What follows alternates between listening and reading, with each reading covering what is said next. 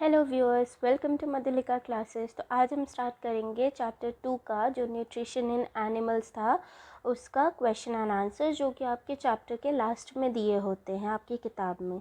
ठीक है, तो सबसे पहले है fill in the blanks. Fill in the blanks में फर्स्ट है the main step of nutrition in humans are. तो बेटा क्या क्या होता है, पहले होता है इंजेशन, ठीक है, उसके बाद क्या होता है digestion,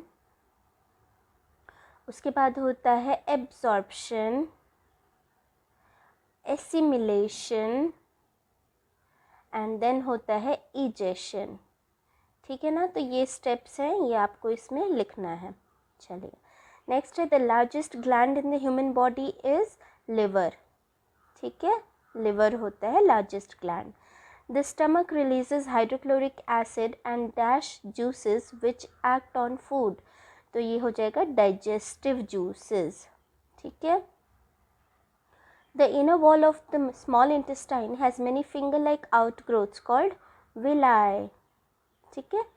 Amoeba digest its food in the food vacuole, right?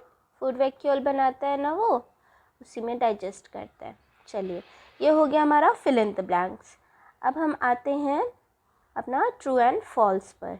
देखिए, फर्स्ट है digestion of starch starts in stomach.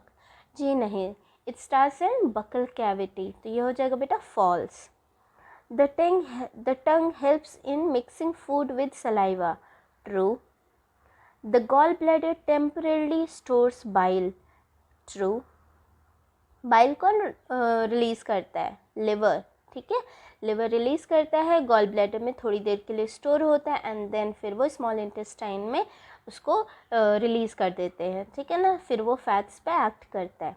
चलिए D, the ruminants bring back swallowed grass into their mouth and chew it for some time. Yes, true। ठीक है, ये true है। उस swallowed grass को क्या बोलते हैं? कड। कड बोलते हैं ना, हाँ, उसी कड को फिर वो वापस से अपने मुंह में लेकर आते हैं एंड देन उसको च्यू करते रहते हैं। ठीक है, चलिए ये हो गया ट्रू एंड फॉल्स। अब देखते हैं question number 3। Tick mark the correct answer in each of the following. Fat is completely digested in. Fat कहाँ पे डाइजेशन स्टार्ट होता है उसका? कम्प्लीटली डाइजेस्टेड हो जाता है बेटा वो स्मॉल इंटेस्टाइन में, है ना। स्मॉल इंटेस्टाइन में कौन सा एंजाइम आता है? Bile juice. बाइल जूस आता है, उसके बाद फिर वो एक्ट करता है फैट्स पे एंड देन उसको कम्प्लीटली डाइजेस्ट कर देता है into fatty acid and glycerol. ठीक है ना। चलिए नेक्स्ट है water from the undigested food is absorbed mainly in large intestine। ठीक है, large intestine है। चलिए मैच द कॉलम 1 एंड 2। यहाँ देखो फूड कंपोनेंट्स दिए हुए हैं, यहाँ प्रोडक्ट्स ऑफ डाइजेशन दिए हुए हैं।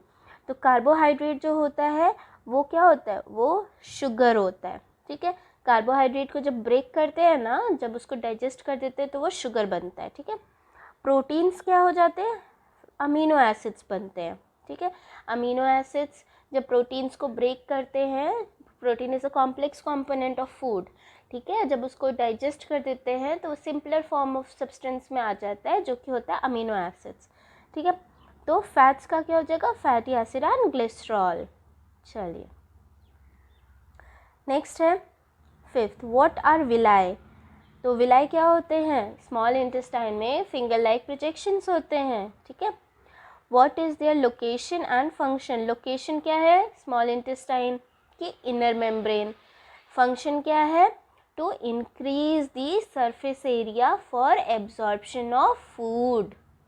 ठीक है, चलिए sixth, where is the bile produced. तो bile is produced in liver. Which component of the food does it help to digest.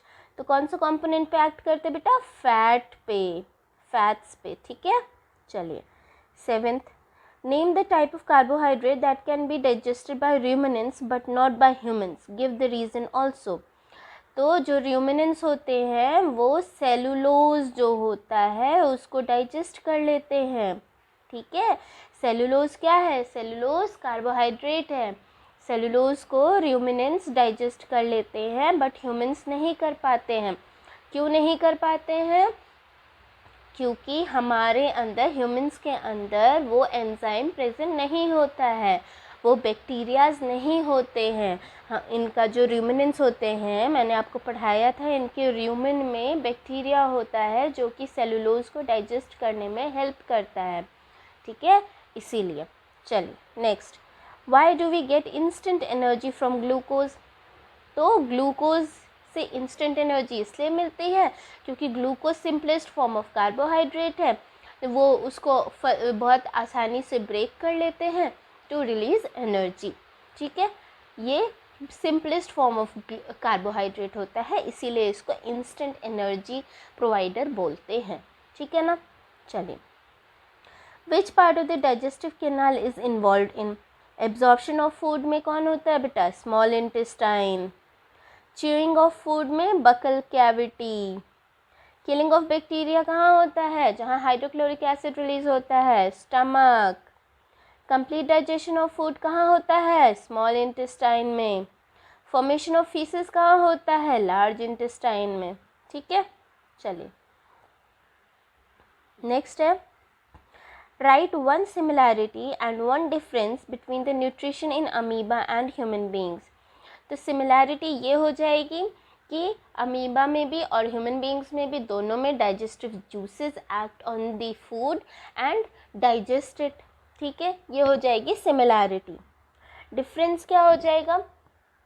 Difference हो जाएगा बेटा, अमीबा में होता है, अमीबा क्या करता है? सूडोपोडिया से फूड वैक्यूल फॉर्म कर लेता है, ठीक है, उसमें खाना आता है। ह्यूमंस का बहुत ही कॉम्प्लेक्स ह्यूमन का डाइजेस्टिव सिस्टम होता है, उसमें बहुत सारे ऑर्गन्स इन्वॉल्व हैं, बहुत सारे एसोसिएटेड ग्लैंड्स होते हैं, ठीक है, तो ये एक डिफरेंस है, ठीक है। चलिए next, match the items of column 1 with suitable items in column 2। तो देखो, सलाइवरी ग्लैंड, सलाइवरी ग्लैंड्स क्या करते हैं बेटा? सलाइवा सिक्रीशन होता है सलाइवरी ग्लैंड्स में, ठीक है। नेक्स्ट, स्टमक, स्टमक क्या करता है? स्टमक करता है एसिड को रिलीज करता है स्टमक, ठीक है ना। चलिए, लिवर क्या करता है बेटा? लिवर बाइल जूस सिक्रीशन करता है, ठीक है। रेक्टम क्या करता है? रेक्टम बेटा रिलीज ऑफ फीसेस करता है, ठीक है। स्मॉल इंटेस्टाइन में क्या होता है?